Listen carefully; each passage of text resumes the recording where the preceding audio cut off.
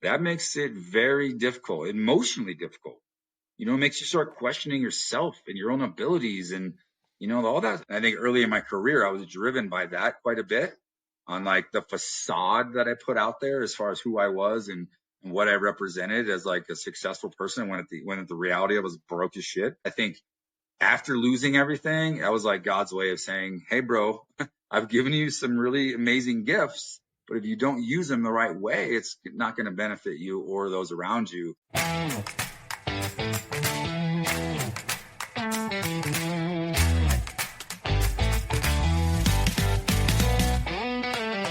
Hey there, and welcome to From the Ground Up Show, the show where we encourage and inspire the next generation of free-thinking leaders by telling the stories of those that have been there, done that, and are still out making it happen, building a life with their heart, their hands, and their hustle.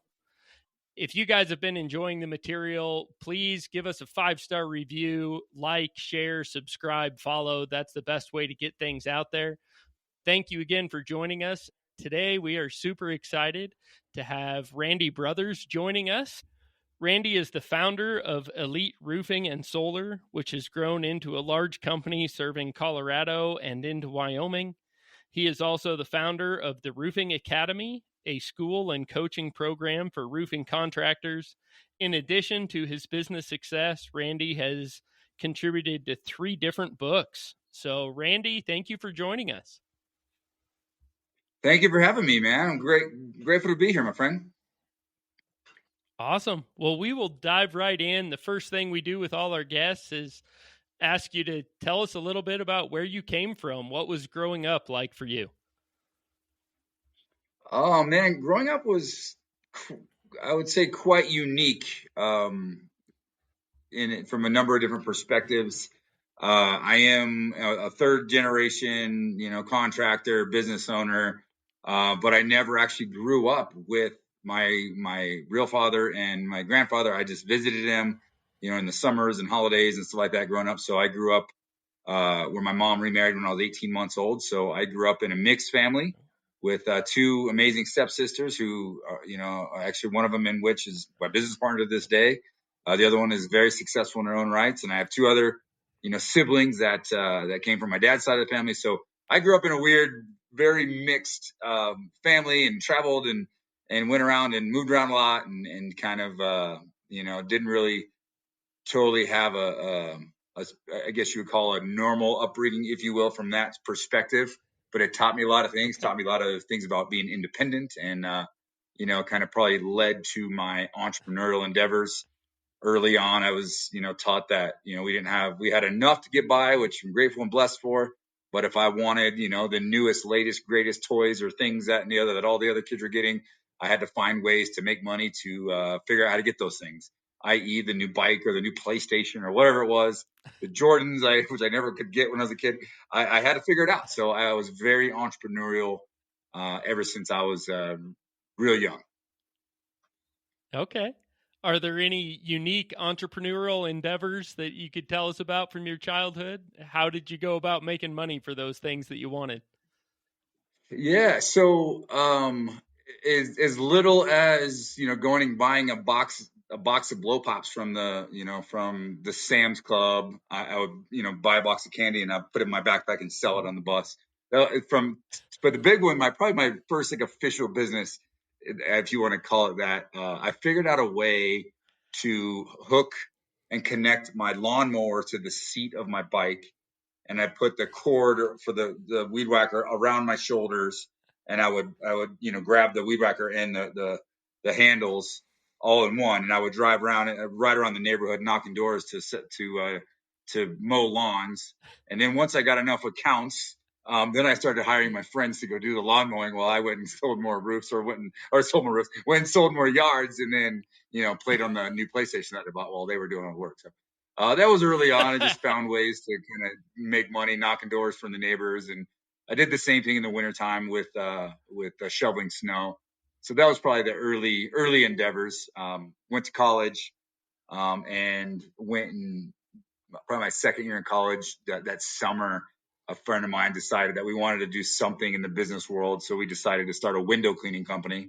So once again, Okay. printed off a bunch of flyers at the where the school was. So we borrowed some paper and ink from them and printed a whole like 500 flyers and went and knocked doors and hung flyers all over the place. And lo and behold, started getting some window cleaning jobs that summer. So that was kind of some of the early, just fun entrepreneurial adventures that I had. That's great. That's interesting. Sounds like you really learned early the power of multiplying your workforce, and you got other people working with you and for you pretty early on, huh? Yeah, I think it's funny you say that, but now as a mentor and a business coach, I teach. That's one of the first things any entrepreneur I deal with that's like a solopreneur, or they're really trying to get out of their own way and really trying to make it to that next level or get whatever that next level is. I think 9 out of 10, I'm going to ask, hey, who's your integrator? Who's the person that can help you do the things that you aren't good at doing? And once we can solve that and figure that out, it's usually a pretty significant step in the right direction on unlocking and building a great business, because you can't do without people, and you can't put yourself in a position where you can focus on your strengths and the things that you're really good and the things that the company benefits the most from your effort if you don't have other people to work alongside you and that you can delegate to that can help you do all the things. So that symbiotic relationship with the people in the right seats, as the cliche goes, is vitally important in growing and scaling a business. Yeah, absolutely. Well, you mentioned that you were in college when you started the window watching business. What did education look like for you? What level of education do you have? I got a degree. It's funny right here. It just has dust on it. I don't think I've ever actually showed it to somebody. It just sits there. But I did finish. I graduated from the University of Northern Colorado. Went to business school there. I took every business and entrepreneurship class I could, and I just wanted to learn business. I always knew I wanted to be an entrepreneur. I always had a high level of interest in the construction world. And I actually worked full time for a construction company, starting as an intern all the way up through, for 2.5 years while I was still going to college full time. So I wanted to get a lot of hands-on experience while also, quote unquote, learning business from the business school I went to. And I learned a lot. I learned a lot of, good financial strategies and, economic metrics and things like that I use to this day. But really what I learned was social skills. I learned how to connect with others. I learned how to do group projects and work with other people. And and I've been able to take those into a career in sales, which ultimately led me into a career as an entrepreneur and a business owner and a business coach at this point. Interesting. So you think even though your diploma is sitting there with dust on it, you feel like that was a good investment and you're using it in your business today? Yeah, not in a way that someone would expect. I don't think I've ever actually put it on a resume or even it Yeah. came into play at all. It just, I just said it. But the thing is, I think that the underlying lesson here is, you know, again, I'm indifferent at this point. I don't, whether my kid goes to college or not, like, that's going to be on him. I don't know what college is going to look like when he gets there. But for me, I set a goal. I made a commitment that when I decided to go to school, I'd made a commitment that I'm going to go to college. I'm going to graduate. And that was the mindset I had, regardless of the long nights and early mornings and the absolute times I did not want to go, or I signed up for a class that I'm like, this is ridiculous. There's zero anything that this is going to do for my life. But I made that commitment and I stuck with it. And I think that alone, as the tenacity to stay committed to something and making the most of the education that I could and making most of the social education that I got from it as well was well worth it, for my personal journey. Now, do I work with and know and believe that a lot of entrepreneurs can be very successful with or without it? Absolutely, because it's the type of person in what you learn from actually doing and working and figuring out and taking risks and building businesses. But I definitely feel like I got a good, strong foundation on all those aspects by making that commitment to go to school. Yeah. I like how you put that. I think that character trait of having the tenacity to set a goal and do what it takes to meet that goal, to see it through, is probably the key factor. I did go to school myself, and I thought it was a great experience. I developed and grew a lot, but I would not say that I use much from my education in my day-to-day business. So it's just interesting hearing different people's background. Like you said, I know a lot of very successful people that either barely or even didn't make it out of high school. And I also know a lot of successful people with some college education. So it's interesting Yep. hearing everybody's take on that. So, Yeah, that's definitely an interesting conversation. You can go up one way or another. yeah. Yeah, there's a lot to it. And not only where successful people have come from, but what does that look like in the next generation? It seems like we're kind of at a turning point where everybody is asking that question. It's like up until the 70s, it kind of went one way or the other. People continued school or they didn't. And it seems like in the 70s, they really started pushing that. You got to go to school, got to go to school, got to go to school. And anybody that didn't, you were kind of going against the grain. And especially by the time I got into school, that got drilled into us. And now it seems like everybody's questioning whether that's true or not. And there's a lot of people reevaluating that. Yeah.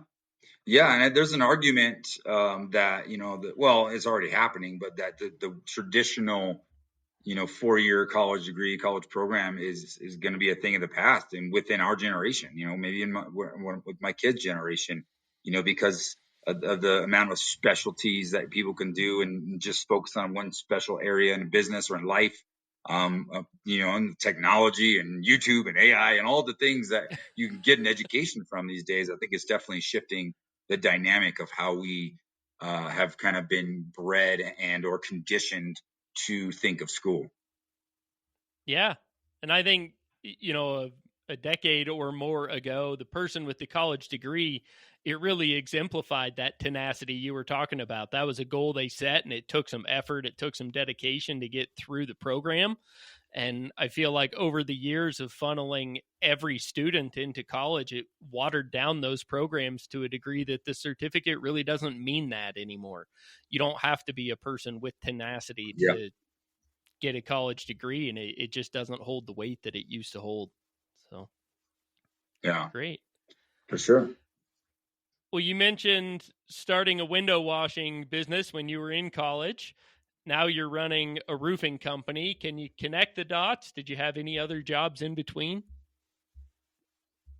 So yeah, it's funny. I worked full time for a construction company while going to college. So that was probably my most like real working for somebody else experience, and I got a lot of amazing experience. Both the owners, it was a small company that built houses. They built some light commercial custom homes, track homes, and I came on originally as like an intern, and by the end of it, I was their lead superintendent, building homes from the ground up. So by the time I was 24, 25 years old, I had already had a dozen ground up builds under my belt that I had been heavily involved with. I remember going out and plotting out land, like finding the land markers and putting stakes out there and measuring everything and really staking out a property before we ever even started digging. So from the ground up all the way to certificate of occupancy, and that was my goal originally. I wanted to be a builder, I wanted to be a custom home builder and build a name for myself there. And this was right during the time that the big crash happened in 2007 and 8. So that whole dream got shut down, and I had to pivot and change drastically as to what my outcomes and what my goals were, and I had to make adjustments to the point where my that experience led right into I attempted to take a real job right after college. I had a little bit of a gap between when I was working for that company, and they basically were telling me once I graduated that they didn't have any like current projects, and they just bought some land, and it's going to take a little while to develop before I'd have some projects to manage, which was my job as a superintendent. Okay. So they basically told me like, go, see what the market's like, see if you can find something else. So I went and got a job as an outside sales rep for a lumber company, lumber yard, and that was short lived. But the key thing is I built a lot of relationships through this whole process of working for this company and building a relationship with the subcontractors. And a friend of mine that had built a good relationship with owned a drywall paint company, and he knew what I was about, knew my experience, and knew I was interested in starting my own thing. And so he came to me with the idea of, hey man, I got this lady who wanted me to do an entire basement finish, but I just do drywall and paint. Do you want to do the rest? And we'll kind of partner on the deal and figure it out from there. I'm like, why not? So we ended up landing that deal, and that was the official kind of unofficial launch of my business. And that time I just went all in on basement finish and remodels and, decks, fences, anything I can do to make a couple dollars and keep the lights on while I was, trying to build up to where I wanted to become that home builder that I always dreamed of. But the market shifted. The market completely collapsed, and the bank stopped lending, and the people were doing basement finish completely stopped doing that. So the entire market fell out right from underneath me, and I couldn't pay attention because I was too busy doing all the things. Didn't have help. This was just me doing all the things, trying to run a business, doing it all myself, and didn't have enough time to pay attention to the market around me. And ultimately, I had that business. I lost that business, and I ultimately went bankrupt over it.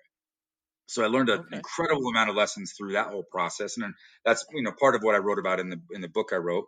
And then from there, it was just apply all the lessons I learned and quote unquote do it the right way. And when I took a little hiatus and became an insurance adjuster for a little while, I went and worked for fire and water restoration companies for a little while. Then got a lot more experience through that, and then ultimately 3 years later, circled back and launched my roofing division, kind of rebranded the company into a roofing company in 2010. So that's been 15 years now, and we've just been trying to master roofing and be as good of a roofer as we could possibly be. And we were able to see a lot of success. I surrounded myself with some good people, got some good leadership, good partners. We started documenting everything from the beginning. Like, luckily, my mom started work for me early on, and she was the type that was like super organized and detailed. And anything she had to do more than once or 2-3 times, or if it was a repetitive thing, she started writing it down and creating a standard procedures and documents. And 15 years later, we have a massive archive of that, a very well established, one of the biggest brands, most sustainable brands in a really competitive market, which has allowed us to then take that model, take all the challenges and all the things that we learned, and then I wrote a book about it just because I felt like a calling to kind of share my journey with others and to help other young Randy brothers of the world that wanted to make things happen, that were you know smart enough to go after it, but dumb enough to not know what they didn't know. And so now my mission in life is to just help those and help other contractors succeed and avoid a lot of the pitfalls that I went through as much as possible. So that's what kind of ultimately morphed into the coaching company that we run now today. Okay. Yeah, I've got a copy of your book sitting on my desk. I kind of hit the chapter highlights. I haven't dove in real deep yet, but it's on my reading list. It'll be coming up soon. So love it, man. Thank you. That's something I wish we would have done a lot better job of, is when you find yourself doing the same thing again and again and again, that's something that instead of just doing it all the time, there needs to be a system built around it. It needs to be documented. And I think that's something I definitely missed in my business. And I think it's something that a lot of entrepreneurs miss, is they're so busy just doing the work. They miss the opportunity to build those systems, to make forms, make templates, put it into a process instead of just taking care of it. So that's great that you're making those resources available for everybody. So. Yeah, absolutely. We just, I stumbled into it just because I happened to have people around me that felt that as important. Then I actually realized that, like, wait a minute, there's something to this. Like, let's actually be very intentional about this. But like, but there is some, like personal responsibility there as well. Like, I've become a very, very structured, systemized person in personal life, business life, everything. And everything is repeatable. Everything's measurable. Everything's trackable. I get it all the time. Like, how do you run an 8-figure, multi-million dollar roofing company and, a highly successful, highly growing coaching company and have time to play golf and pickleball and coach your kids and all the things? It's like, well, you got to be I'm like obsessive about my time. And I'm very, very intentional with every hour I'm putting in. I'm making sure that hour can be multiplied, because I leverage that by surrounding myself with a great team of people who are executing all the things, which allows me to stay in my strength zone, stay in my, kind of my superpower of being a high level visionary and in being able to facilitate things with a lot of people versus trying to do a whole lot of things by myself. And Yeah, honestly, I just get out of the way. I just present the challenge, present the issue. Like, this is the goal. This is the benchmark. This is what we're trying to reach. This is where we're going. And I need you to help fill in the blanks. And I just empower the people around me to do that. And then I become a support system and a facilitator of those challenges and of those things. And all of a sudden you start to see a lot of things happen. But more importantly, you see people grow around you. And that's why I love it, because I can create an opportunity to allow others around me to grow. And like, I am not ashamed to say I have a whole bunch of partners and leaders and people in all my organizations that are way better than me. And I'm okay with that. that's great. That's hard for a lot of people to truly grasp and admit. It is. I find that's true for a lot of great leaders, though. They really care about the people around them, and they want to see the people around them growing and developing, getting better. So that's awesome. And it's incredibly rewarding when it happens, yeah. Oh yeah, even at the lower levels, I always say I'm in the roofing business as well, and I don't jump out of bed in the morning like super stoked and excited to go put some roofs on. Like, I like my job. I'm pretty good at it. I can make good money at it, but that's not what gets me fired up and passionate. What I really get excited about as a business owner is being in a position to offer people the opportunity to move their lives forward. So when Absolutely. somebody that works for me accomplishes a life goal, a milestone, or even if it's the 18-year-old kid that saves up money all summer to buy his dream car in the fall, like, heck yeah, like, good for you. And I got to be a part of your story. You get all the credit. You did the work. You put it all in. But because I was here and doing what I'm doing, you had a job that allowed you to chase your dream, whatever that is. And that's the most exciting thing about being in business, I think. Amen. Yeah, you nailed it. I love that. Yeah. Cool. Well, you said you shared your real dream was to build custom homes and kind of to be in construction, and that went flat when the economy tanked on you. What caused you to focus on roofing when you tried again? Well, I spent a lot of time doing remodel work, basement finish work, and numbers don't lie. Okay. Numbers don't lie. And when I analyzed the numbers from a perspective of time, it'd take me 6 to 8 weeks to do a basement finish or a remodel. It's oftentimes longer. And by the time it was all said and done, I'd make maybe a little bit more or the same amount of money I could make in doing one roof that took a day or 2 days. Once I realized that, it like hit me like a ton of bricks. I was like, wait a minute, I am way better to specialize and be really good at one thing than trying to figure out and be, average at a whole bunch of things. And when you're doing, remodel work as a general contractor, I mean, there's a number of certain elements I would do myself, but there was so many things I had to outsource and use subcontractors for. And I'm just like trying to put all these pieces together and trying to keep jobs on task, on budget. And it was a lot of work to do with a lot, not as much of not as much juice to squeeze out at the end. So I realized that if I wanted it, and I'm a big dreamer, I'm a big thinker, and I wanted to build something I could scale up. I was like, I'm going to be able to do 500 roofs or 1,000 roofs a lot faster and a lot quicker, a lot more efficient than if I tried to do 500 basements or whatever, So, that it just dawned on me that, specialize, become a specialist, be really good at one thing. And then I can, rinse and repeat again, systemize it, create systems around it, and then create an environment where I can scale that up. And it worked. Yeah, that's great. You hit on something there that I think has always been unique to me, or a way that I look at things differently, is when I'm bidding projects or putting together pricing, I don't just look at a markup or a profit margin, but it's dollars per day or dollars per hour, because time really is our limiting factor. So even Absolutely. if you're making a huge profit margin, but it's not a lot of dollars, I'd rather make a lower margin on something that has a bigger number tied to it. So Yeah. Well, then you got to add in your time, energy, and effort. How much. Here's something that I think is I've been processing a lot lately. This is the time of year. It's the end of the year. This time of year, I always tend to take a seat back and do a deep dive on the year that I just got through, like good, bad, indifferent. What we win on, what we lose on, how do we improve, how do we fix, what do we got to do to get better? And I mean that's come up a lot. Is the factor of mental bandwidth.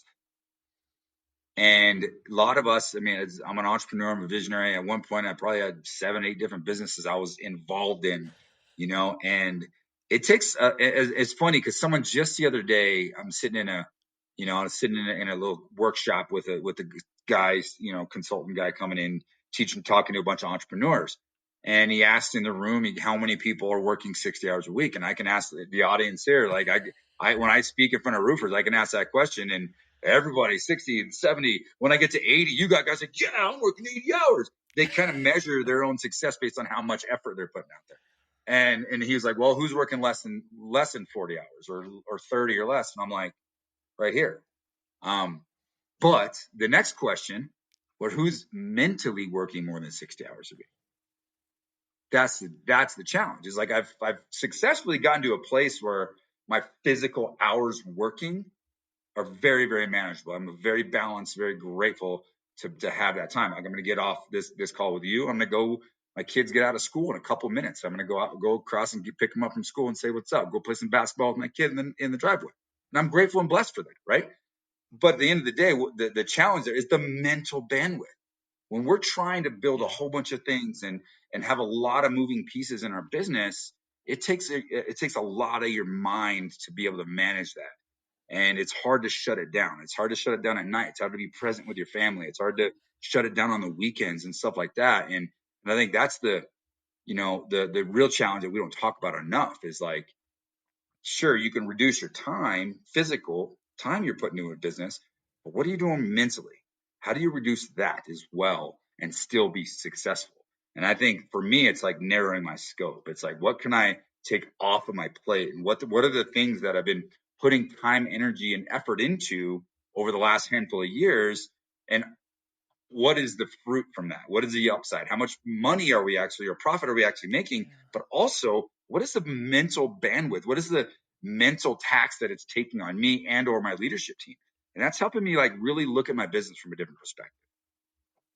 That's huge. That's gold right there. I think I've not heard somebody put it in that terms before, but that mental bandwidth is huge because even you might limit your work to 40 hours a week, but I know for me personally anyway, my mind is spinning 100 hours a week at least. And when I'm at home, I'm not all home. When I'm having a conversation, I'm not always there. There's always an idea, something spinning. So finding ways to limit that or I guess leverage that for the maximum impact that's huge. I'm going to spend some time thinking about that.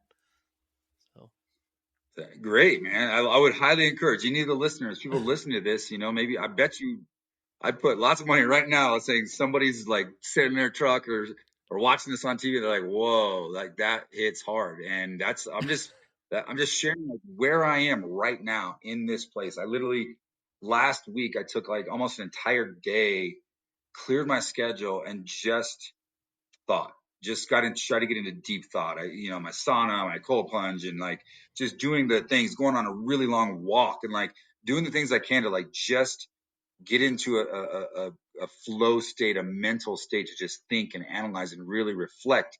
And I don't think we do that enough as entrepreneurs to actually take thinking time for ourselves.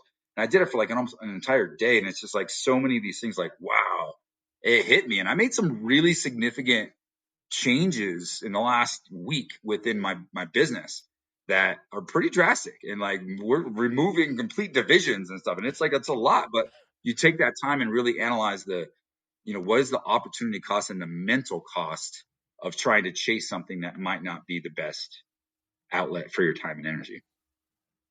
Yeah, that's great. That's some good advice. Thank you. You mentioned that your sister is a partner in your business, if I caught that right. Yep. And your mom works for you. What is it like, I guess, running a business with a partner, specifically a partner that's a family member? And how does that work? You guys all in the office together, family running the business together? Yeah, man, great question. I'll try not to be too long with it because it's been a long journey of this dynamic of working with families. And I'm, as a coach, I've worked with hundreds of companies, and a lot of them have some sort of a family dynamic, especially in roofing, right? A lot of us start a roofing Yeah. company and, hey, brother, sister, mom, dad, everybody come work for me, without really understanding what their skill sets are. We just throw them into a position and hope it works out. And sometimes it does, and oftentimes it doesn't. And in our case, Yeah. my mom was an incredible asset early on to help me build everything. She's office manager, did all the things that allowed me to go out and sell roofs and recruit people and build my sales and make it rain. That was my job, right? And she became an expert with bookkeeping. She got really, really good at it, to the point where when the company outgrew her to where we had to outsource and bring in CFOs and, financial support, she was able to create a consulting company, which works right alongside with my coaching company, to where now we do books and bookkeeping and strategic, financial strategies and stuff for other contractors, specifically in roofing.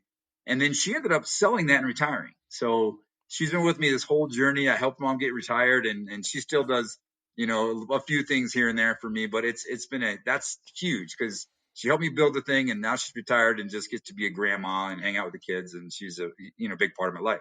And then my sister, she just came on as an admin for my mom early on, 15 years ago. And she's just Okay. the type of person that you put a challenge in front of her and she hits it head on. She learns, she grows, she gets better. And then she really became a great leader. And through a lot of the process of figuring out the leadership and figuring out what we needed to do in our business, we were blessed in a sense that I have another partner who was my original partner. He's still with us. There's three of us, and he was my best friend since I was 11. And we just were both really good at sales and trusted each other. We're like, let's build this business together.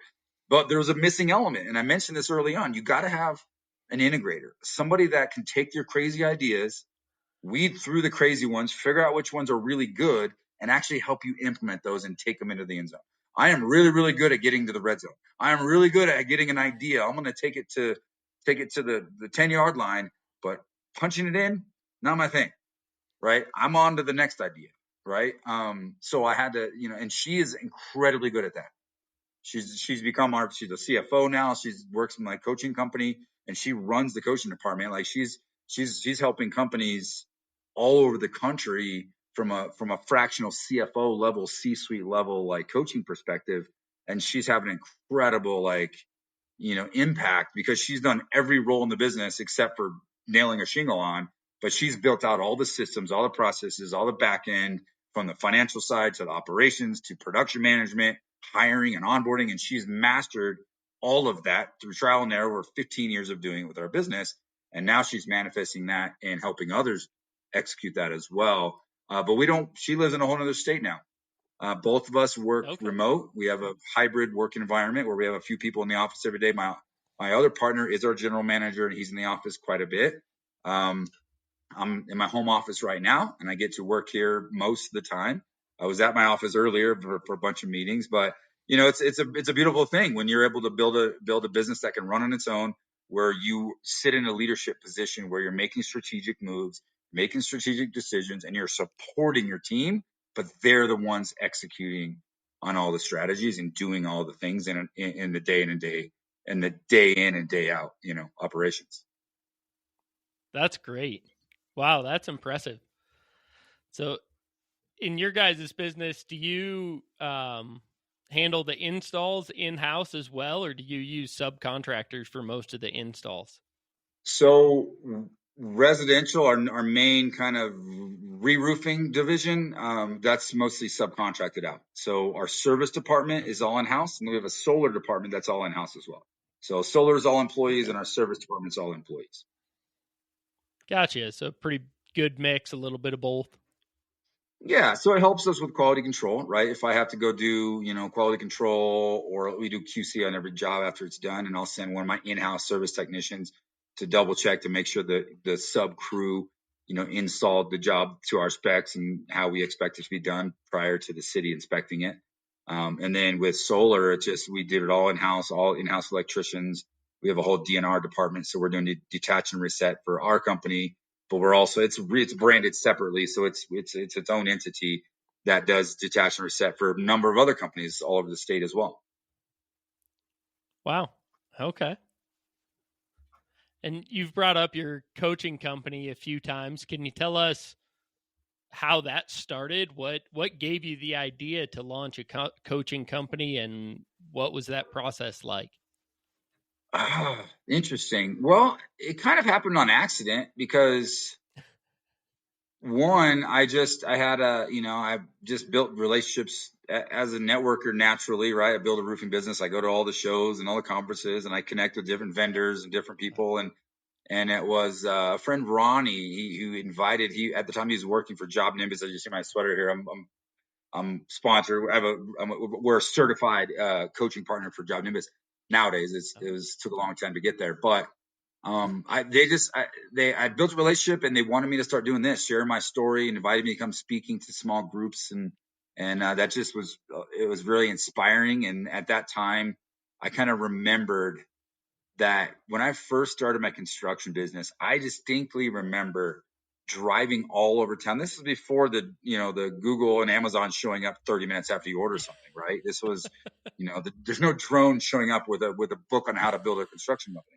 So I remember distinctly like looking all over the place to try to get some sort of book on how to run a dang construction company, and it didn't exist. So long 10 years, fast forward 10 years, I felt in my heart I reached a certain point where people were wanting me to share my story, and there was some value there, and I really felt like a calling to give back to the industry that took me from a bankruptcy from a place. I was literally homeless when I got into roofing, and and I just felt the calling, and I just so happened to have made a little bit of money to where I can invest with some people to help me, write the book and organize everything.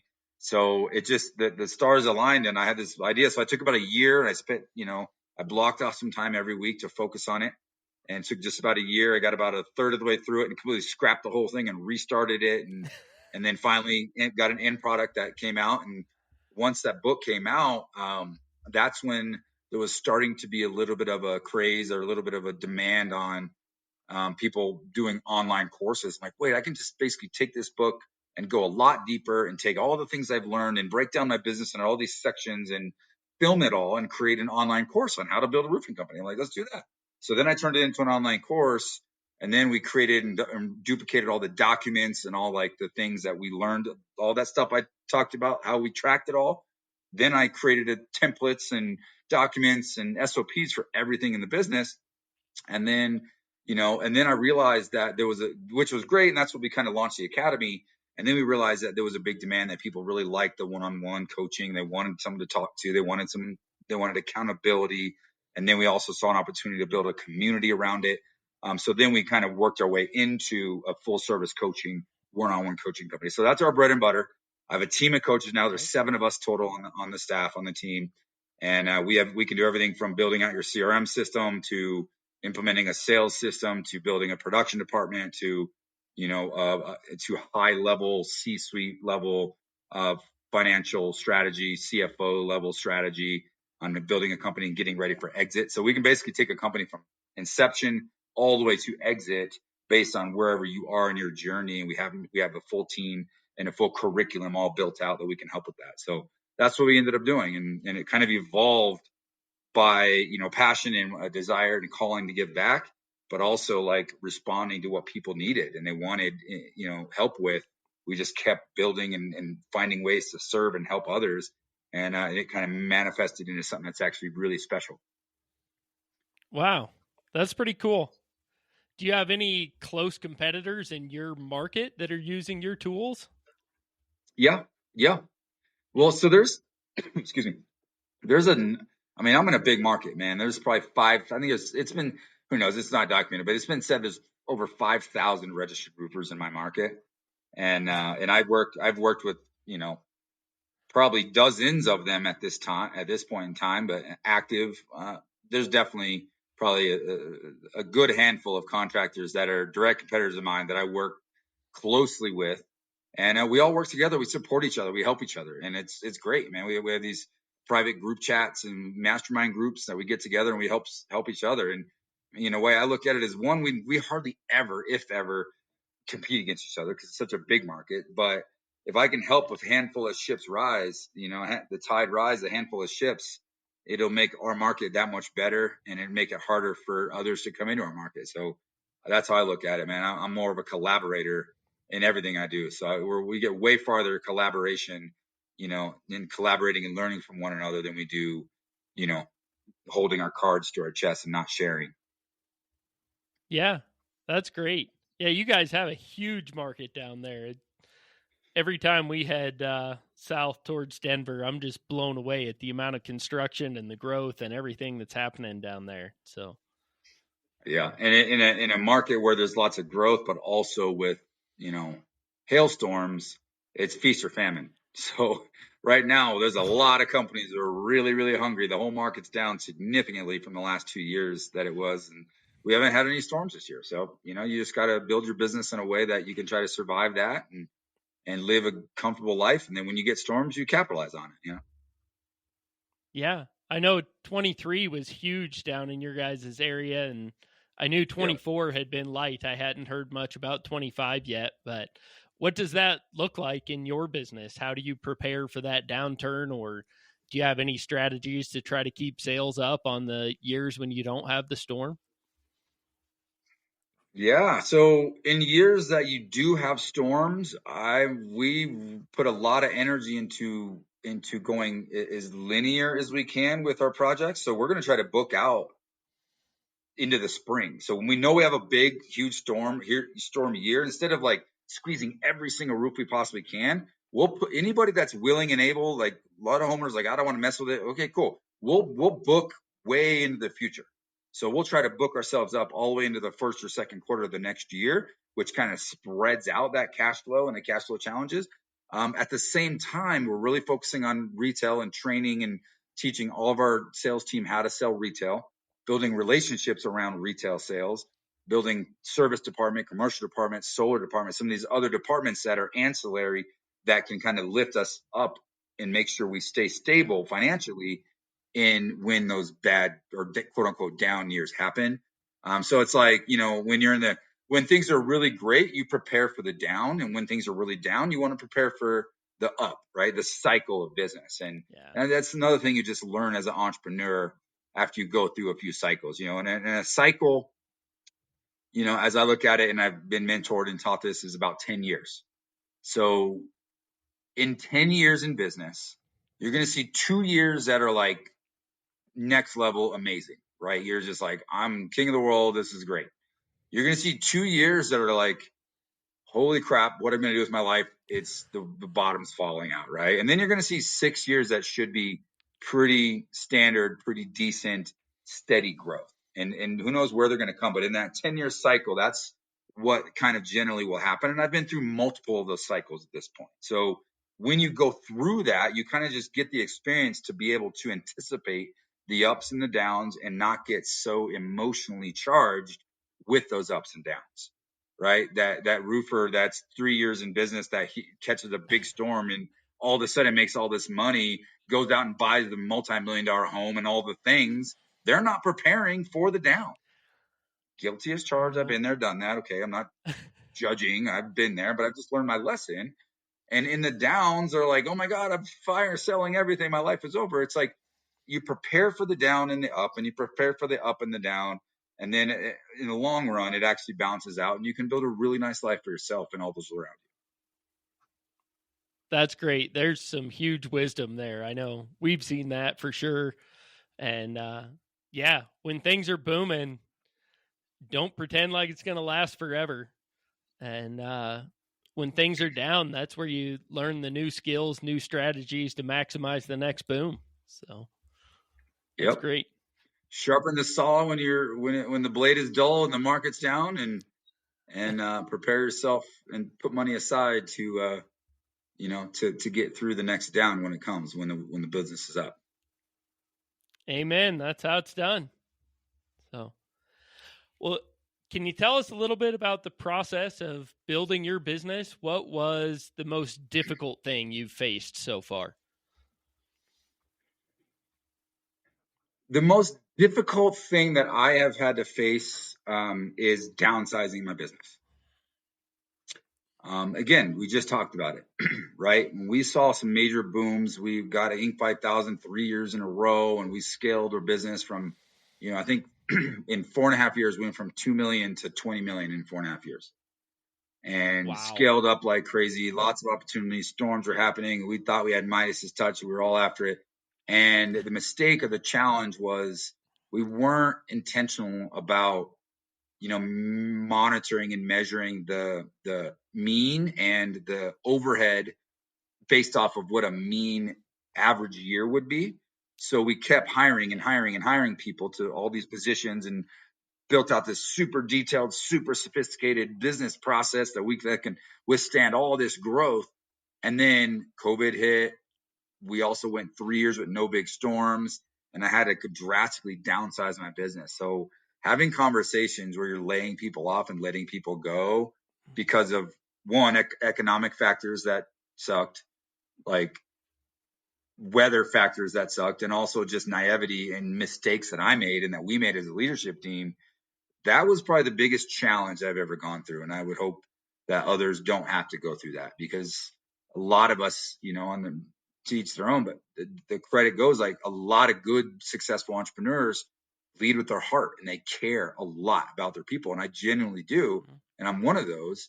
But I had to learn to separate and detach myself just enough to still make financial and fiscal like decisions based on the longevity and the sustainability of business, and not just what my heart wanted me to do. Right. And that's a hard pill to swallow. It's a hard challenge to overcome. So don't just throw people at problems when you're scaling your business up.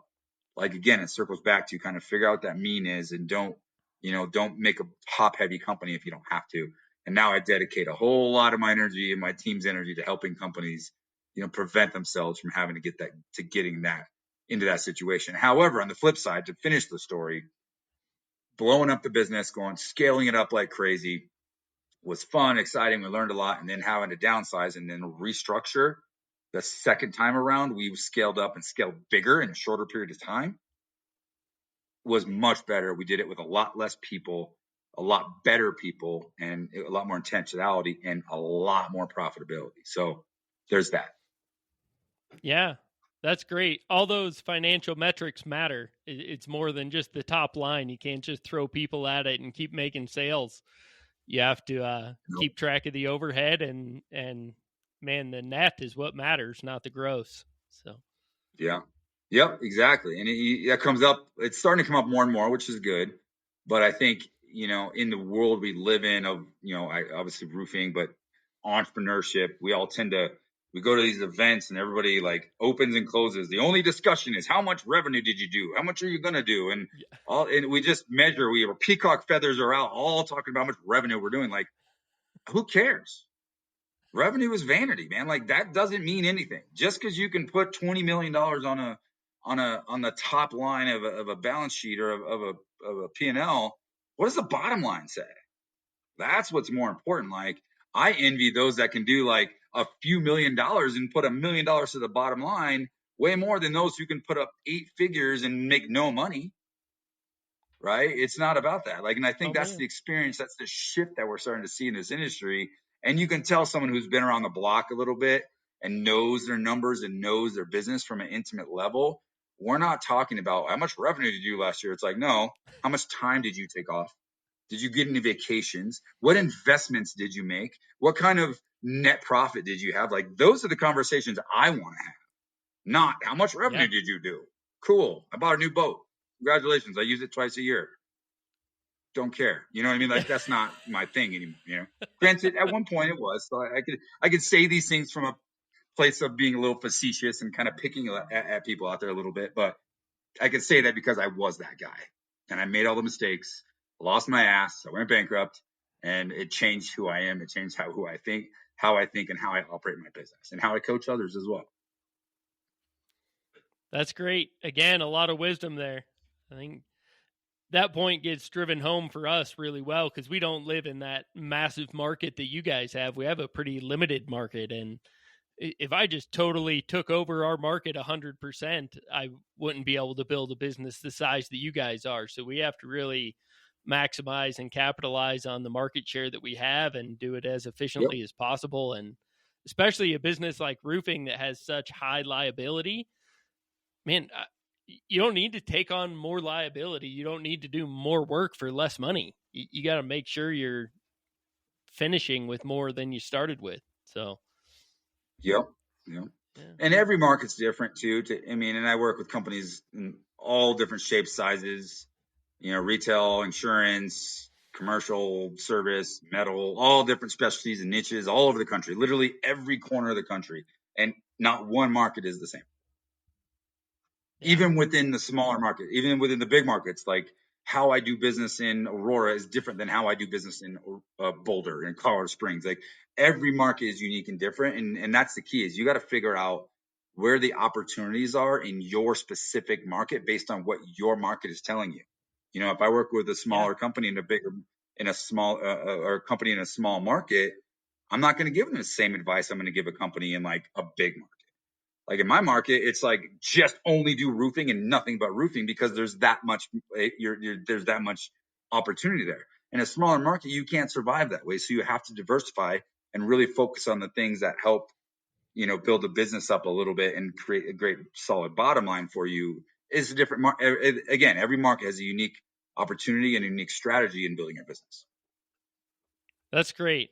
I love that you coach people with that kind of dynamic. I was talking to another contractor friend of mine just yesterday, and he had hired a consultant, and the consultant was telling him he had to specialize, had to specialize, had to specialize. And he's like, man, if I specialized as tight as you're telling me to, I'd have like 2 jobs a year because he lives in a pretty rural area. He's like, they're just, if I did 100% of the market, I'd have no business. I have to do more than that to have a real business. So that's great. Well, and that's what the textbook is going to tell a coach to tell somebody, and don't get me wrong, it makes sense. But again, you have to factor in the market dynamics. And I think that's where a lot of people go wrong because a lot of these, it's funny. And now I get to make fun of myself. I get to make fun of coaches, right? People coach because they can't do, right? It's like you can't actually figure it out. You can't actually build a successful business. So you read a few books and go get we talked about degrees earlier, whatever. You get a YouTube education, you buy some program, and then you become a coach. It doesn't work that. I don't look at it that way. Like, and that's why, like, I think I might be the only coach left that actually owns and operates and runs a roofing business, or one of the only ones. And I keep it that way on purpose because the dynamic of it changes. There's so much volatility and the industry is evolving. My business is constantly evolving. And it's like, I don't feel right coaching somebody and like giving them advice that's not from a place of true experience. That's just not my style. Right. So I try to make sure to maintain that level of attention to my own business. So then if I'm coaching and consulting with others, it can be more real and genuine. As you can probably tell, I'd shoot you straight, man. That's because kind of how I roll. I'm like, this is what you see is what you get. I'm going to shoot you straight. And most of it's coming directly from my own experiences. That's awesome. I really appreciate that because, like you said, we live in a world and a time, it seems like, especially the last few years, man, everybody has stood up an online coaching program or consulting or is putting out how-to videos on social media or whatever. And who are these people giving you advice? Have they ever built a business? Have they ever put on a roof? Have they ever had to have those hard conversations where you have to let somebody go? And if the answer is no, the guy that's just out getting it done, working hard at it, he's probably better off without the coach. But if he can get a coach like you that has been there and done that and built something durable and learned some of those lessons and is actually in the market, that's a really valuable thing. So, yeah, thank you. Appreciate that, man. yeah. When were you most afraid as a leader? Was there a time that really had you scared? Probably similar time. I mean, having to look at your business like when you feel like you've reached the pinnacle and the top of the mountain, and and you start to really see the writing on the wall of like, holy crap, like I got to make some drastic changes in order to survive. There's definitely a lot of Yeah. fear that comes along with that. But as a believer, I feel like I've worked really hard in my whole life to really offset fear with faith, and just believe that that faith overrules and takes over when fear tries to like debilitate me, if you will. We all live in fear, and if you ask, my biggest fear is failure. But to overcome that and all other fears, especially in business, I truly believe that it's faith. Okay. Yeah, I think that's probably true for most entrepreneurs. Is their biggest fear is failing, because Yeah. you don't do this without having some of that tenacity and the refusal to give up. And if there's not a little bit of fear in there, it's too easy to give up. Yeah. Well, yeah, and then you learn at some point. I think like a switch gets turned on where you learn what that really means, and like I don't believe there is such a thing as failure at this point in my career, and I don't fear failure because I just learn and get better. So every mistake, every challenge, every obstacle that we face as entrepreneurs, as humans, as husbands, as fathers, as all the roles that we play in life, it's just another learning opportunity. So if we master the art of learning and growing and just and getting better at being the best version of ourselves, you don't fail, you just learn. And those who push harder and quote unquote fail frequently just learn faster and get better faster. So it's not really failing, it's just you're just failing forward to just learn. I like that. I like that. It's not that I fail a lot, I just learn faster than others. There we go. I know you talked about the difficult time a few years ago where you kind of had the perfect storm of an economic change, a market shift, the storm cycle hitting all at once. Has there been anything inside your business, not an external factor, that delayed your growth? And if so, what would you have done differently? um I would have to go back to the early stages of my business, and we grew pretty fast each time we've grown. We've done it fairly quickly. Again, a lot of that has to do with the market we're in. You get a big storm, you got to grow quickly. Um, but earlier on, I think I didn't have the systems in place that I wish I would have, or wish I would have known. I wish I would have had like a roofing academy or some sort of coach, not just touting my own thing. I wish I would have had something like that early on because I would have avoided a lot of issues. And not being systemized, especially in sales. I didn't have a sales system early on. I just went off what I thought I knew and what I had been trained on, which wasn't that much at the time. So I didn't have a sales system. I didn't have a hiring system. I didn't have, training for staff, and I didn't have, a lot of these like fail safes and things in place early. And I think that kind of inhibited our growth and definitely inhibited our profitability growth. So we grew our top line, but again, didn't grow the bottom line like we should have. And we got, we reached diminishing returns, which means you have your cost is growing at a higher rate than your margin.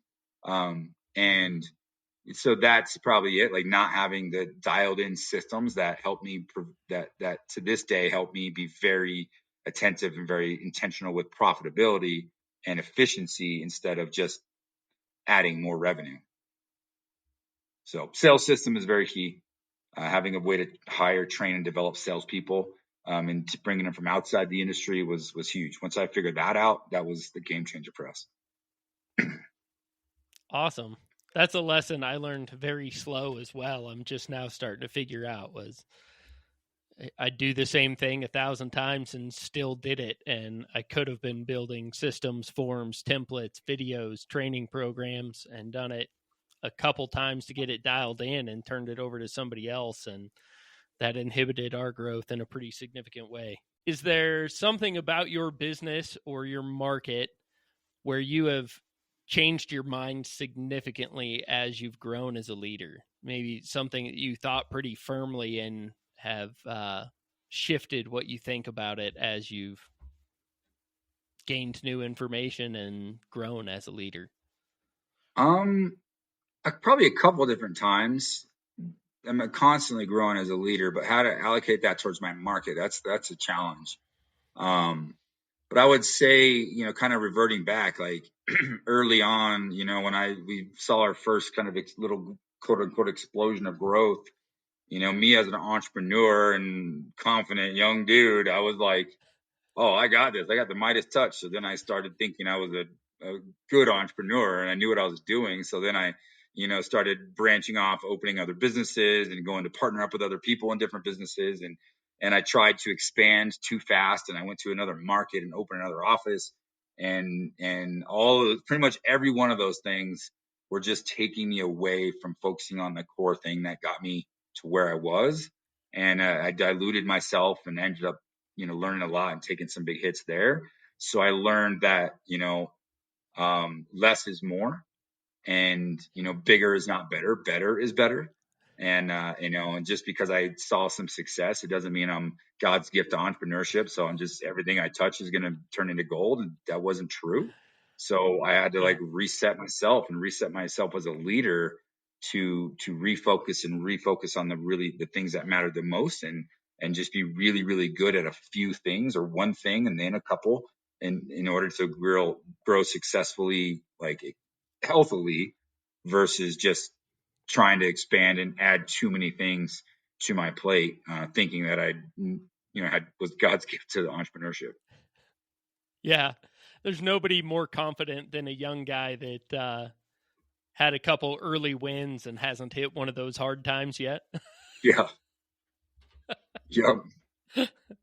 They got it Yeah. all It's figured out. They amazing. know Yeah. all the I answers. was, yeah, I reverted to my like, my kid's 10 and almost 11 and he knows everything. Right. So I reverted back to that. Like, oh, I was, in my 20s and I built a, a multi handful of millions of dollars in my first few years. I'm like, oh, sweet. I know what I'm doing. No, I didn't know. I didn't know crap. That's great. Have you ever made a beneficial mistake? A mistake that hurt you at the time, but allowed you to learn a lesson or shift things in a way that it ended up being a significant benefit? Yeah, definitely. I wouldn't call it beneficial mistake though. I think strategic move is more appropriate because I had to make some hard, but again, when I was downsizing my business, I had to make some extremely hard decisions, which jeopardized relationships that I had for dozens of years. And it was hard. I mean, it's hard to put the business and the longevity of the business over a, 20-year relationship. And that was hard to let people go that I truly, really, really cared about, but I literally just didn't see a path forward with the business, in that relationship maintaining. So those are hard decisions, and it was hard at the time because then I had to kind of restructure and rebuild my company. But in the long run, it was a fantastic decision. It taught me a lot about who and how to hire people. It also taught me a lot about making good equitable decisions when it came to structuring deals and structuring employee agreements and how to hire and train and put people in positions to succeed. So I learned a lot through that, but I had I lost some really, really solid relationships in the during that process as well. So that was hard. Yeah. That was probably a pretty lonely time. Were you able to Yeah, I mean it maintain can a be. leadership team? Yeah, luckily I've had a great team around me, for pretty much my whole, career after the first epic fail that I did on my own. So I've been able to share in that, right? And we have a very tight leadership team, and we share in those wins, and we share in those losses and those challenges, and and every time you lose really good people over a long period of time, that's always challenging. But you learn, right? Every time I've gone through those things, I've just learned. Again, like I said, I keep circling back like a broken record, but I learned a lot of lessons. And if you're not always self-diagnosing and like looking in the mirror first and foremost, you may not learn a lesson quick enough or in time to see the next opportunity when it presents itself. But in going backwards the way we did, it was really hard at the time and really stressful and on the whole family, everybody, but what we were able to do in the valley in tightening up our team and tightening up our systems and tightening up our brand and gaining market share and really systemize everything allowed us to reach new heights that we never even thought we could get to. And we put up, the best revenue and profit numbers. The 2 years after that, we put up the best revenue and profit numbers we'd ever seen in our business. So it was well worth the heartache to go backwards. Sometimes I say, one step backwards can let you go 2 steps forward, Okay. Can you help us understand how big of a step back that was? How much of your business did you have to scale back? How much did you lose in order to then bounce back we and dropped, grow again? I think it was like 60%. Oh, wow. Wow. In 1 year, or about maybe an 18-month period of time. So, we dropped from, for numbers, we peaked around about 20 million and we dropped down to like 7.5 at our lowest a couple years after that. And then worked our way back up to north of 20 million again last year. So it's a wide spectrum, my man. Yeah, that's a big hit. That I can understand why you talk about it so much. I'm sure that was a process. Yeah, it's definitely challenging and it's frustrating as an entrepreneur, especially, when you have seen success and you feel like you have a great team. And then you're in an environment where the market, as an entrepreneur, I want to control things. I want to be able to control my own destiny, my own outcome. That's why I bet on myself when I started my business, but when the market completely shifts and you have zero control over the demand that's out there for your services, that makes it very difficult, emotionally difficult. It makes you start questioning yourself and your own abilities and, all that. I've been through it a number of times now and it's quite difficult, but again, it's an opportunity to sharpen up. It's an opportunity to get better. It's an opportunity to evaluate and become a better leader, more humble and more faithful as well. It teaches me, the valleys teach me way more than the peaks. Amen. Amen. I love that you can articulate that so well and I guess have resisted the urge to be bitter about it. You seem to have accepted that and really moved through it and are excited about the ways that it's allowed you to grow. Yeah, thank you, man. Yeah, I've been to enough valleys to the point where I was homeless. So it's like you don't get much lower than that. So everything in life is a blessing at this point, my friend. Awesome. Well, if you had the chance to start all over and build a roofing company from scratch again, would you? Yes, absolutely. Roofing saved my life. I owe my whole life, my family, my career, my family, like it created opportunities for my immediate family and my external family. So absolutely. I'm very blessed and grateful that roofing found me when it did. And that's why I dedicate a lot of time giving back to this industry because it's been such an incredible journey. I've been so blessed to be a part of it. And I want to share that with as many good people as I can. That's great. Yeah, I know roofers kind of have a reputation almost like used car salesmen. Nobody expects the roofer to be a high quality person, or they kind of keep them at arm's length thinking that there's some shady people out there. And there definitely are. There's some contractors that we have rightfully earned that reputation. But the more time I spend in the industry, man, there's some phenomenal people that are doing it right, loving people, loving their communities and serving their communities well also. So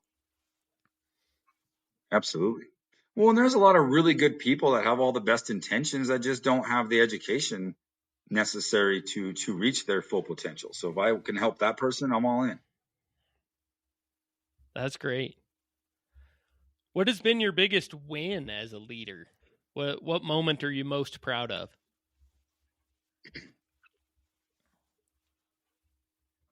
It's hard to narrow it down to just like one moment, but I would say the moment that we officially made my sister a equity business partner was incredible. It was just such a cool moment in the history of our business because, you know, it wasn't a buy-in. It was absolutely well-deserved and hard-earned. Like, she poured her heart and soul into this business and helping me chase my dreams. And we couldn't have got there without her. And when we went through a little bit of a challenging time through all the down that I talked about a few times, it really showed us who we were as leaders and as siblings and as colleagues. And it just made it clear that, this is, well deserved, and being able to see someone come from, and she's got an incredible story herself where same thing. She dealt with addiction and a number of different things, and to come to be like an absolute executive, high level production. I mean, she's one of the most sought after coaches in the industry right now. And to see where she came from, to be able to just create an opportunity that allowed her to see her for full potential. And same thing with my business partner. I mean, creating this business and seeing both my partners grow as leaders, and as, my family. Like, it's been so cool to just see how we've all evolved as executive leaders of a pretty large, pretty successful business. That's great. Sounds like we need to get your sister on the show sometime too. That sounds like a great story. Yeah, she has an incredible story herself as well. Yeah. She's very articulate. Great. She teaches, she speaks all the time at different events and webinars and stuff like that. Cool. Well, it sounds like you guys have a really close, strong relationship. Has it been that way your whole lives, or is that something that's been rekindled in recent years? Oh man, good question. No, growing up, we weren't super close. I mean, I was the older brother. I was 5 years older than her. So I never got to really go to school with her or anything. So she was always, a lot younger and younger than I was. So, by the time I went off to college, she wasn't even a freshman in high school yet. So, or she was just going into high school. So we were connected, but we weren't like super close. So it wasn't until after I started the business and she came back to work for us. She literally got out of, let's share her story, but she got out of, some really difficult, personal situations and came to work for us. And that was the first time I had really interacted with her. And now, I mean, she's my sister and one of my best friends in the world. I talk to her every day. So again, when I say I owe my life to roofing, there's another reason, because roofing brought my family together, brought me and my sister together, my mom, my best friend. Like this industry created so many cool things that I just, I can't give back enough. That's really cool. Awesome. I can tell you spend a lot of time trying to grow as a leader, giving back to the industry. Are there any resources that you would recommend that have been really influential in your leadership growth? Oh man, so many of them. If you're gonna podcasts, podcasts are great. Like Craig Rochelle, Pastor Craig Rochelle is great. He's written a couple books and has a great podcast. I think anything by Dr. Benjamin Hardy, those are probably the first books I would recommend to people. He's got a new one out called The Science of Scaling, but he did 10x is easier than 2x, who, not how. And what's the other one? I have it right here.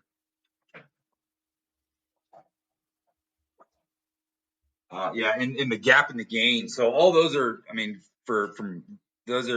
start there. If you haven't really dove into books, you're learning to want to grow your business, want to grow as a leader. Anything that Dr. Benjamin Hardy has written, I would start there. Okay.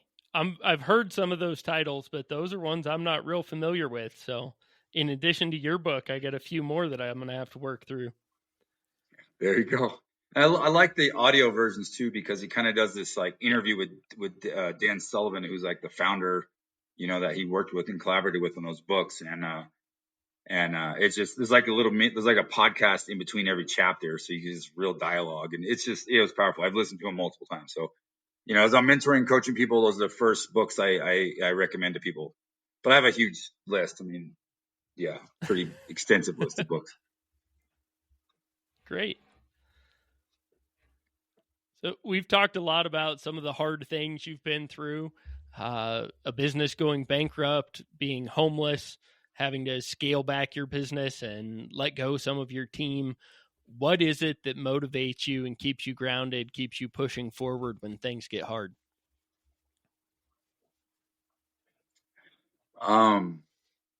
Gratitude. I think, if I try to practice gratitude day in and day out, regardless of the difficulty of whatever it is I'm dealing with. So I think, being just grateful for what I have at whatever phase of life I'm in, whatever emotional state I'm in, if I can just be grateful for it. There's always something I can complain about. There's things could always be worse no matter what. So I just feel like if I just practice gratitude each and every single day, and I teach others to practice gratitude each and every single day, like the ups and downs start to become like little waves.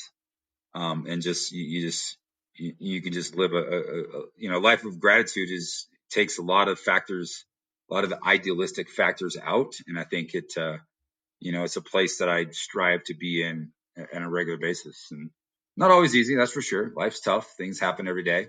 But if I can just always wake up and end the day and begin the day with just a little list of gratitude, things I'm grateful for, it makes everything doable and manageable regardless. Can you give us a little mini lesson? You listed it a little bit there, but what does it look like to practice gratitude in those difficult times? What are maybe some practices that you use to maintain that mindset? Yeah, and it's funny because I mentioned it, but he talks about it in The Gap in the Gain, the book that is referred to, about you could do a gratitude journal. And I have actually a friend of mine in the entrepreneurial world who created his own. He's got these things. It's called Oak. It's actually oakjournal.com. You can get one of these, and it's a 3-month journal that has, like, literally at the top of it has three things of gratitude, vision for the day, and what's your 3 most important goals each day. But I think just getting yourself into the practice, as one of the guys I work with that runs our main kind of coaching program, coaches a lot of our clients. He always says you bookend your days with gratitude. So at the end of the day, write down 3 things you're grateful for, and then in the morning reflect on those and write down 3 things you're grateful for, and then write down the 3 most important things you want to get done that day, and keep it simple. So, like, starting and ending your day with writing down what you're grateful for, even when it's a shitty day, and it's like there's always something to be grateful for. And especially at night, it's a great way to do it, because you tend to carry whatever happens throughout the day, or what the last thing is that you put into your mind before you go to bed, carries into the nighttime, and then can carry into the next day, and then can manifest itself. So, there's a lot to be said about this, and Ben writes about it, a lot of things, but, like, you see those people that just look at nothing but, like, doomsday scrolling right before bed. They're always in a bad mood, right? They wake up grouchy. They're like, oh man, the world's ending. I just watched too much CNN last night before I went to bed. Like, no, what you fill your mind with at the end of the day, especially for the last 30 minutes, is going to manifest itself overnight and into the next day. So if you end your day with really thinking about the things you're grateful for in life, imagine what that does to your attitude and your energy and your sleep and your habits when you wake up and go into the next day. Okay. Thank you. I appreciate that. Was there a point where you feel like you really turned a corner, either in your business or in your leadership, and felt like a significant pinnacle? Maybe not a I've finally made it moment, but a like, we're here. Probably multiple times, but I think maybe the best one for the audience is, I talked about the ego earlier, and like early on in my career, man, I just had this, like, before I got started growing up college, and I just kind of had this chip on my shoulder that I wanted to prove everybody wrong, right? And I'm a very competitive person, but I was to the point where, I was driven a lot by, like, ego and what others viewed of me, and, like, and it's all, self-fulfilling, right? So all the action and all the things I did, and as a leader, as an entrepreneur, was basically to feed my own ego, and to, and you keep, you measure by money, or how much money you can blow or spend or whatever, or how you can look with the trucks and the boats and the things like that. And And I think early in my career, I was driven by that quite a bit on like the facade that I put out there as far as who I was and what I represented as like a successful person when at the reality I was broke as shit. But this perception persona I put out, I think after losing everything, I was like God's way of saying, hey, bro, I've given you some really amazing gifts, but if you don't use them the right way, it's not going to benefit you or those around you.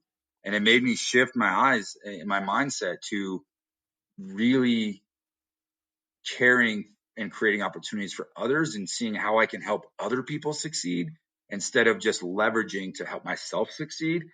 That was a major mindset shift. That was a huge turning point in my career and created the direction of success that I've been able to have. That's great. That's great.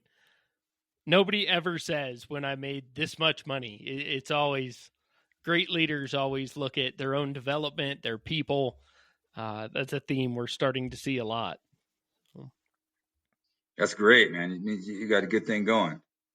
Yeah, I can't even tell you, like, cool, you big bonuses or big years or making money or whatever. It's like, that doesn't move the needle for me emotionally, spiritually, or physically. It's, cool, grateful, right? And I'll, try to be responsible with success and with money. But like early on, I wasn't responsible enough. And I'm glad I didn't, make a lot of money early on, because I would have been irresponsible. I would have done way stupider things than I did do. So, I think it was also God's way of kind of, teaching me how to be a fiduciary and how to be responsible with his money,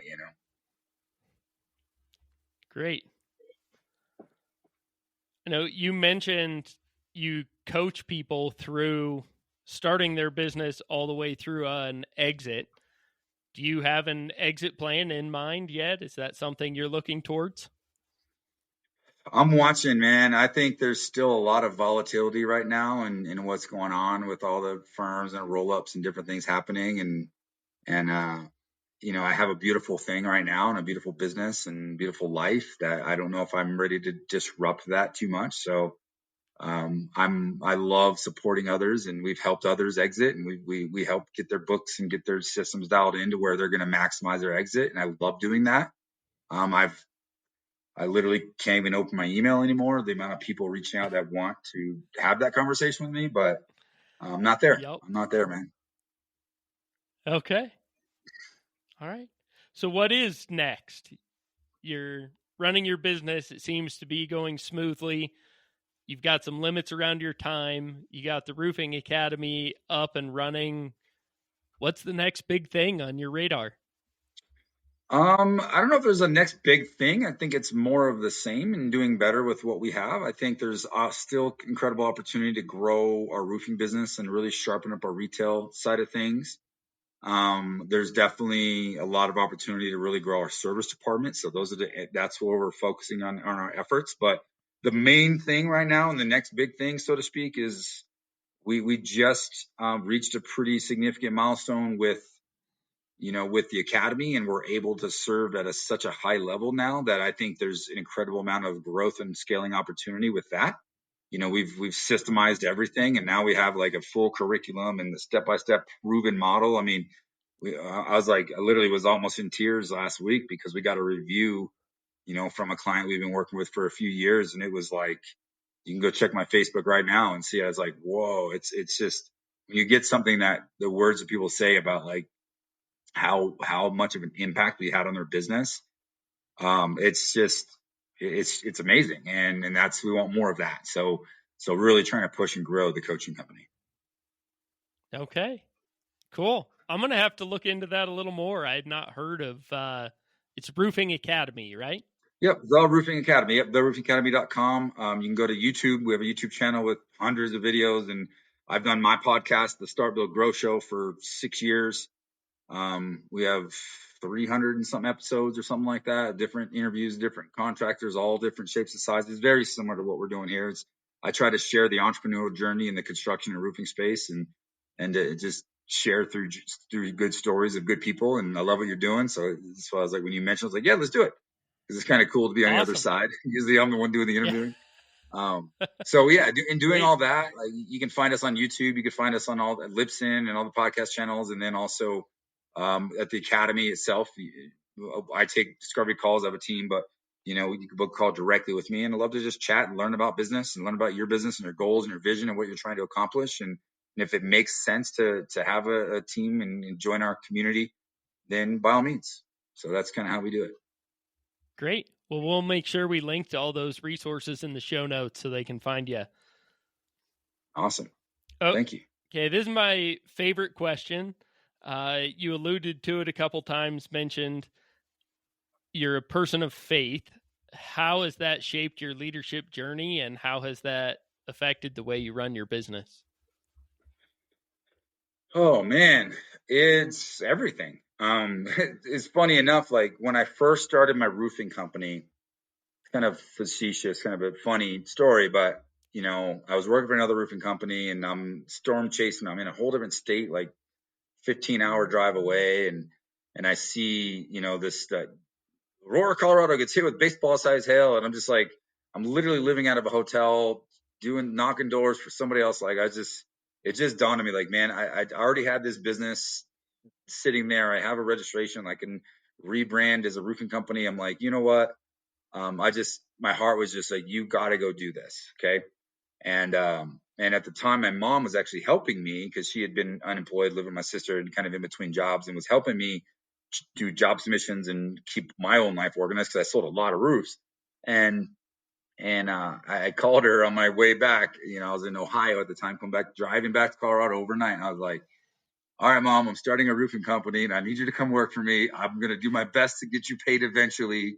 Are you willing to come help me with this thing? And she said that I will do it as long as you put your faith first, right? She raised us, and she's very faithful and went to church, and she's been the spiritual rock for our whole family for my whole life, and during college. And I was plenty of times where I've even at that time I was just still just like kind of ego driven, like I'm just gonna do them. So of course my answer was like, absolutely, yeah, sure, whatever you want, Mom.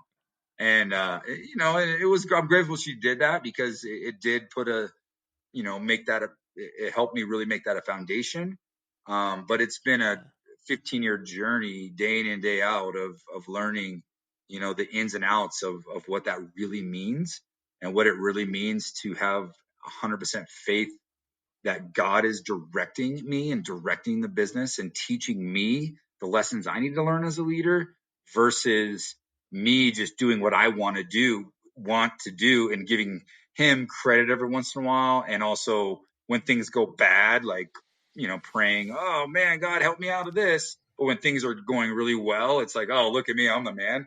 I think that's the ultimate lesson, is to learn to have faith no matter what, and to understand that I'm just a steward, right? It's not my business. It's not my entity. It's his entity. It's his business. And I'm just the steward. I'm the one that's being directed. And I have to be reminded of that constantly. And I surround myself with people of, strong faith and good mentors, and to be reminded of that on a regular basis, because it's an ongoing thing. Great. Thank you. Okay. Who would you like to see on the show in the future? Well, the problem is, guilty as charged. I don't necessarily know who you've had on prior. I've interviewed over 300 people, so I could probably help somewhere. But definitely, maybe my sister Bree Reese. She's an incredible high level integrator, CFO for multiple companies at this point in time, and she's got an incredible story too. So that may be a good one for you. Okay. All right. Well, I might have to see if you can connect us offline here. Yeah, we'll do. Last question to either settle or fuel the debate. If you're doing a job and have to use a cordless tool, which brand do you prefer? DeWalt. DeWalt? All right. Bro, I was raised on the other end of a saw, and my dad was like I said, I'm a third generation guy. I watched him build stuff. He used to be a cabinet maker. He used to build furniture and had this shop in his basement. And And he ingrained in me when I was a little kid is the yellow and black, man. DeWalt tools all day long. That's great. I'm a DeWalt guy myself, and up to this point, I think Milwaukee has been edging us out. So we got one more in the win column there. So. No one says Harbor Freight. Yeah, that has not been an answer yet. That's good. So awesome. Well, Randy, thank you so much for joining us. It's been a pleasure having you. And thank all you guys for joining us here on From the Ground Up Show. If you want to be part of a future show, either as an expert guest or if you want to call in and ask a question of one of our guests, please let us know. You can find us online fromthegroundupshow.com or on social media at From the Ground Up Show. And if you've been enjoying the shows, any of the content we're putting out, we really need your help. If you guys could leave 5-star reviews, like, share, follow, subscribe. We're on YouTube, all major podcast platforms, and again on social media, From the Ground Up Show. So thank you guys, and until next time, keep grinding.